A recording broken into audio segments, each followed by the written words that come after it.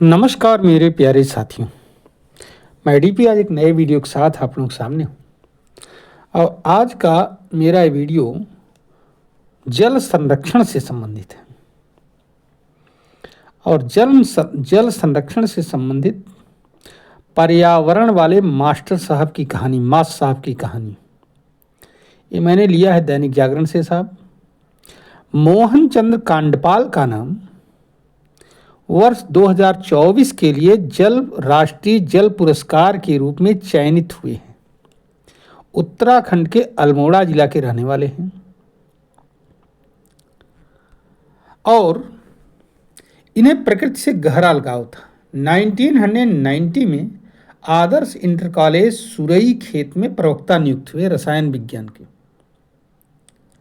बस वहीं से इनको बच्चों को जल पर्यावरण की शिक्षा भी देना शुरू कर दिया, जल विज्ञान का भी ज्ञान कराया और 62 महिला मंगल दल गठित किया इन्होंने। 62 इनका काम था पेड़ लगाना और उनकी सुरक्षा का जिम्मा सौंपना। द्वाराहाट भिकिया शहर ब्लॉक में 2005 में ये काम इन्होंने शुरू किया था। उसके बाद में इन्होंने जब वहाँ प्राकृतिक स्रोतों को एक बार पुनर्जीवन मिल गया पेड़ लगाने से,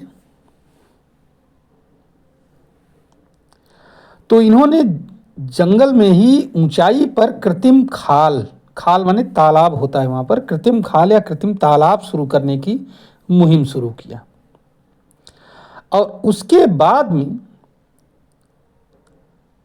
मोहन मां साहब ने पानी बो पानी उगाओ इस पहल की शुरुआत किया। ध्यान रखिएगा, इस पहल का नाम पानी बो पानी उगाओ।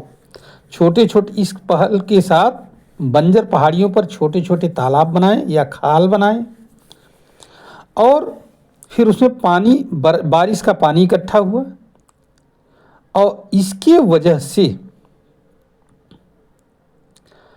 आसपास के 100 से ज़्यादा जल स्रोत, 22 प्राकृतिक जल स्रोत और 100 के आसपास नौले, छोटे छोटे नालियाँ जहाँ से पानी बहता है पहाड़ों में, ये पुनर्जीवित हो चुके हैं।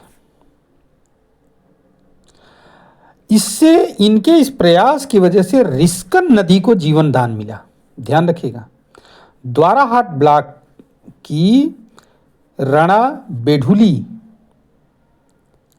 सिमल गांव, पैठानी, इन सब गांवों में रणा, बेढुली, सिमल गांव और पैठानी आज गांव में 20 से ज़्यादा गांवों के खेतों को सींचने वाली रिस्कन जो सहायक नदी है, ये 2 दशक पूर्व जो है मौसमी नदी बनकर के रह गई थी, अब इसमें साल भर पानी रहने लगा।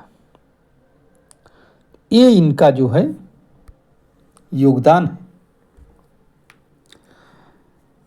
और इसकी वजह से इनको राष्ट्रीय जल पुरस्कार के रूप में चयनित किया गया है।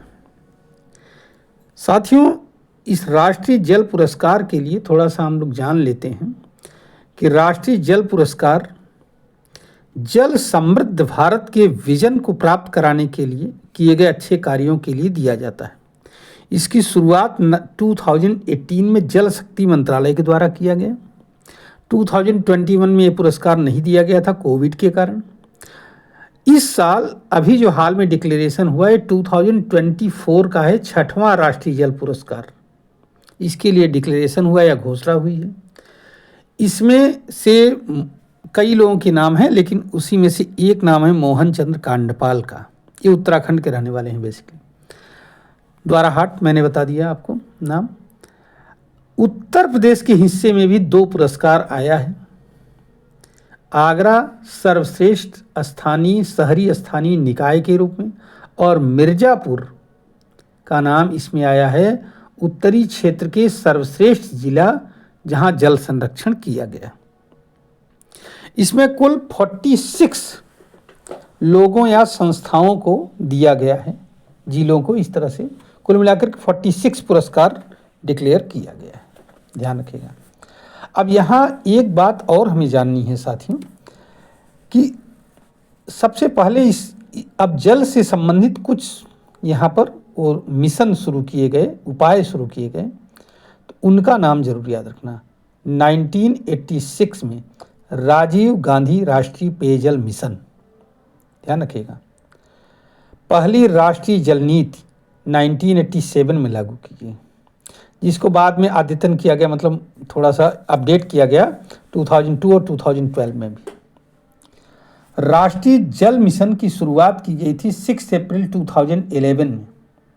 इसे पहले जो है राष्ट्रीय पेयजल मिशन कहा जाता था, वहीं राजीव गांधी वाला, राजीव गांधी राष्ट्रीय पेयजल मिशन। और 2018 में राष्ट्रीय जल पुरस्कार की घोषणा की गई, शुरुआत किया गया। ये कुछ छोटी छोटी बातें। विश्व जल संरक्षण दिवस साथियों 22 मार्च को मनाया जाता है और इस विश्व जल संरक्षण दिवस की शुरुआत 1993 से की गई थी, मीठे पानी के महत्व को दर्शाने हेतु। अर्थात 22 मार्च 1993 को इसकी शुरुआत की गई थी और उसी समय से विश्व जल संरक्षण दिवस मनाया जाने लगा था, ध्यान रखिएगा। ये कुछ है राष्ट्रीय जल पुरस्कार से संबंधित बातें। उम्मीद है कि आपको ये अच्छा लगेगा। अगर अच्छा लगे तो आप हमारी इस वीडियो को लाइक करिए, चैनल को सब्सक्राइब करिए, वीडियो को शेयर भी करिए। धन्यवाद, नमस्कार, जय हिंद, जय भारत, वंदे मातरम।